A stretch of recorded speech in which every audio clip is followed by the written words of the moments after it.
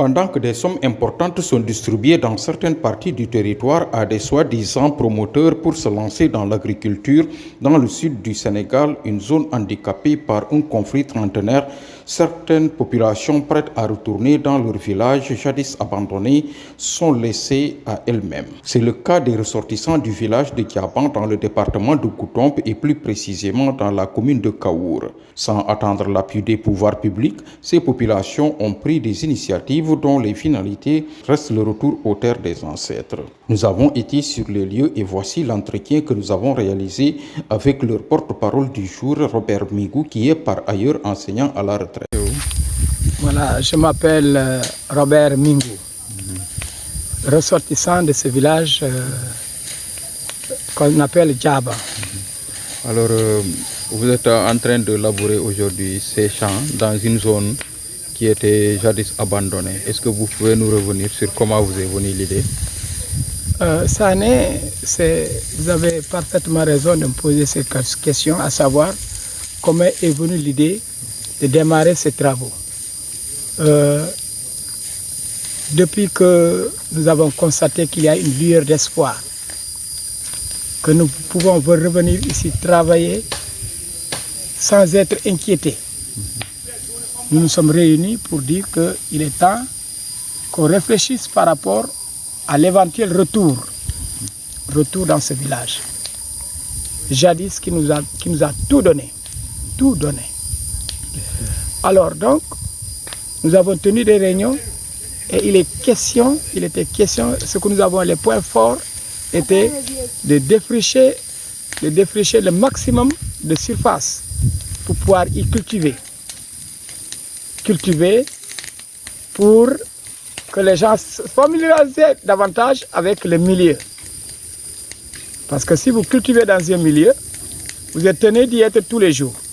Et y être tous les jours, ça amène à l'homme à vouloir y rester.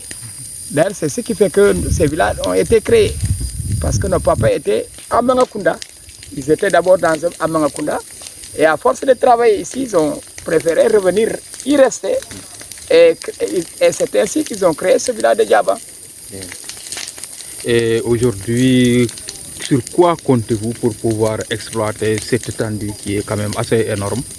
Voilà, oui, nous avons défriché à peu près 6 ou 7, voire 8 hectares.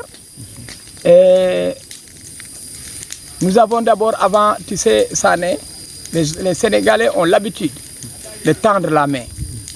Vous m'excusez du terme, de tendre la main. Nous avons dit, nous avons préféré suivre les pas de nos arrière-grands-pères qui n'ont jamais tendu la main. Ils ne tendent pas la main. C'est ainsi que nous sommes dit, il faudrait que dans un premier temps, que les gens procèdent à des cotisations. Nous nous sommes cotisés. Il y a eu des cotisations entre les fils, les petits-fils, et neveux, etc. du village. Et si je vous dis que pour défricher ce champ, c'est 6 ou 8 hectares, nous avons payé 530 000. 530 000 que nous avons déboursés pour nous nettoyer ces champs abandonnés il y a plus de 30 ans. Alors donc, nous comptons sur nos propres forces, d'abord dans un premier temps. Et ensuite, nous allons tendre la main. Tendre la main aux bonnes volontés, à tous ceux qui peuvent nous aider à cultiver cet espace, à rentabiliser cet espace que nous avons, à valoriser cet espace, parce que nous comptons y cultiver cette année.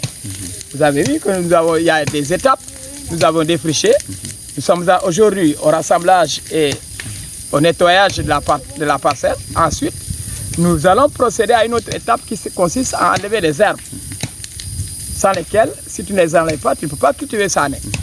Donc, c'est pourquoi aujourd'hui, nous sommes dans l'obligation de tendre la main vers les gens pour leur demander de nous aider, de nous appuyer, pour qu'on puisse rentabiliser cet espace-là.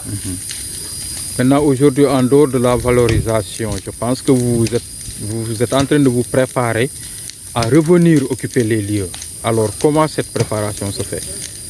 La première préparation, c'est ça, M. Sané. La première préparation, c'est nettoyer d'abord les endroits. L'espace qui nous servira d'habitation. Nous avons commencé par cette première étape. Et nous sommes dit que si nous exploitons cet espace, comme je l'avais dit à l'entame de mes propos, que ça va nous permettre de nous familiariser avec l'espace que nous avons quitté depuis plus de 30 ans. Alors il faut créer cet amour entre la terre, entre l'espace qui nous a vu grandir, et c'est pourquoi nous sommes là aujourd'hui. Et je vous dis que tout le monde, d'une manière unanime, les gens sont prêts à revenir ici, à revenir. Et nous avons constaté qu'il y a un bâtiment qui est resté intact jusqu'alors. Alors, est-ce que vous comptez réhabiliter ce bâtiment et en construire d'autres? Ça, c'est les moyens qui nous manquent aujourd'hui. Parce que ça, c'est un monument. C'est un monument, ça est aujourd'hui historique. Une maison abandonnée en pleine brousse que personne n'a osé toucher. À plus forte raison, que personne n'a osé toucher, je veux dire. À côté de Gromp, les bandits ont tout enlevé. Vous m'excusez du terme, les gens ont tout enlevé. Les tôles, les lames de rognier, tout, ils ont tout enlevé. Mais ici, la maison est restée là pendant plus de 30 ans. Aujourd'hui, si nous avons les moyens, nous allons réhabiliter cette maison qui va nous servir de monument historique pour ce village. Certains nous ont dit qu'il faut enlever cette maison. Nous avons eu une pression. Nous avions eu une très forte pression, M. Sané. Il n'y a pas ce qu'on nous a pas dit ici à Diaban concernant cette maison-là. Que nous avons laissé la maison-là pour permettre à certains d'y loger. Et l'histoire nous donnera raison que personne n'y logeait, que personne n'a daigné loger là-bas. C'est nous, fils du village, qui allons loger là-bas. Rentabiliser réhabiliter cette maison-là pour qu'elle serve de monument historique et un lieu de visite où les gens viendront visiter et mettre peut-être d'autres choses pour marquer que ça, c'est le village. Aujourd'hui, il y a des programmes qui sont en train d'accompagner le retour des populations.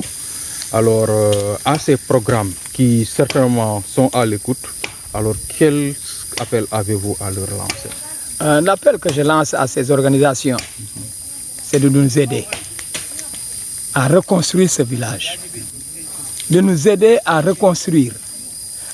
L'aide, que ce soit consistant, qu'on nous aide, non seulement en bâtiment, mais en nous. En nous. Et nous voulons aussi, en dehors de tout ça, parce que nous avons le devoir, nous devons vivre.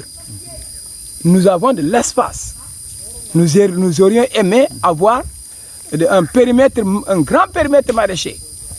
Nous pouvons avoir plus de 10, 20 hectares ici de périmètre maraîcher qui va permettre aux gens, à nos jeunes enfants de rester dans le village, de travailler, de ne pas aller dans l'immigration clandestine et perdre leur vie.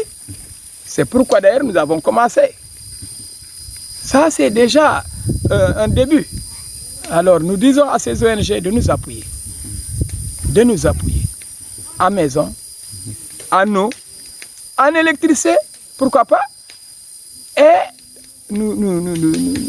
comme je le disais tantôt, un grand périmètre maraîcher qui va nous permettre de vivre et de ne pas tendre la main. Mesdames et messieurs, vous avez tous suivi certainement avec beaucoup d'intérêt cet entretien. Nous espérons qu'il sera écouté par les décideurs et les bonnes volontés et qu'il ne tombera pas dans des oreilles de sourds.